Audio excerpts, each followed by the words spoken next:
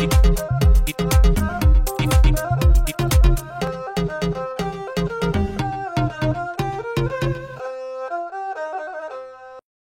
salut à tous, on se retrouve pour le 15e épisode de Manga First et au programme de cette semaine de seinen et de shonen. Ah bon? Y'a pas de shoujo? Et non, les filles ne sont pas vraiment gâtées cette semaine. Mais j'y crois pas. Les préjugés? Bah quoi? D'abord, il y a aussi des filles qui lisent des seinen et des shonen, et puis les shoujo peuvent très bien être lus par des mecs. Oui, c'est vrai, mais les seinen et les shonen visent plutôt un public masculin. Et alors? Si on te dit de te jeter d'un pont, tu feras? Ok. Alors le premier seinen que je vous présente, Que les filles peuvent lire, s'appelle Orbitaria de Masakazu Oi aux éditions Doki Doki. Al, fan de mécanique, et ses amis sont internes dans un collège a priori tout ce qu'il y a de plus normal. Mais le jour de leur fin d'études, à peine sortis de l'établissement, ils vont faire face à la vraie vie et subir un processus de sociabilisation, au terme duquel ils seront séparés en deux classes, les administrateurs et les travailleurs. Ils réalisent alors que l'enceinte dans laquelle ils étaient confinés n'était en fait qu'une infime partie d'un gigantesque robot, un Orbitaria. Peu à peu, ils comprennent que ce robot forme un état à lui tout seul, jadis mouvant mais aujourd'hui immobilisé. En se rebellant contre le destin qu'on lui a tracé, Al va vivre les aventures les plus périlleuses. C'est une série terminée en 4 volumes au Japon. Le deuxième seinen de cette semaine est Sensu de Daisuke Imai aux éditions Casterman. et je déconseille aux filles de le lire. Ah bon? Pourquoi? L'histoire est un peu trop hard pour leur cerveau chétif. Et après c'est moi le sexiste. Pour Yoko, c'est la réalité. Ordinaire à première vue, cette jeune fille de 21 ans s'est évaporée pour échapper à sa vie d'avant. Nous ne la voyons pas, mais elle est là, juste sous nos yeux.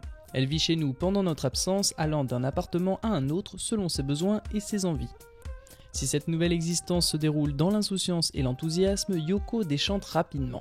Elle se croit seule dans son cas, mais elle va découvrir toute une société parallèle où la violence est omniprésente. Immigrés clandestins, criminels en cavale ou simples citoyens ayant tourné le dos à la société pour des raisons plus ou moins avouables, les sensus se disputent nos domiciles qu'elles appellent des nids, s'affrontent dans de sanglantes guerres de territoire et se livrent à des vendettas qui tournent volontiers au massacre. Cette série s'est terminée en 5 volumes au Japon et comme je vous le disais, c'est hard.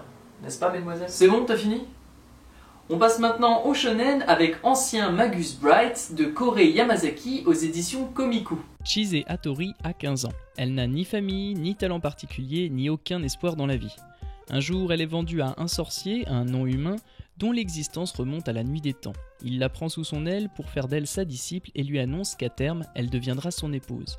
Alors, les aiguilles qui semblaient à tout jamais figées dans son cœur se mettent à tourner de nouveau, petit à petit. Nous en sommes à 3 volumes au Japon. Le deuxième shonen de cette semaine et dernier de l'émission s'appelle Heroic Legend of Arzian aux éditions Kurokawa. À la frontière de l'Orient et de l'Occident se trouve le prospère royaume de Pars, tenu d'une main de fer par le redoutable roi Andragoras. Avec sa frêle carrure et son maniement approximatif des armes, difficile pour le jeune prince Arslan de revendiquer son statut d'héritier au trône.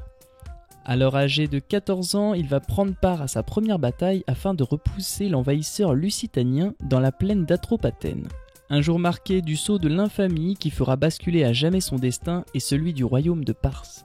3 volumes sont déjà sortis au Japon et la dessinatrice est aussi l'auteur de la très célèbre série Full Metal Alchemist et bien d'autres. Et c'est la fin de notre émission, on se retrouve la semaine prochaine pour toujours plus de nouveautés et de mangas. D'ici là, portez-vous bien et à la prochaine. Tchou.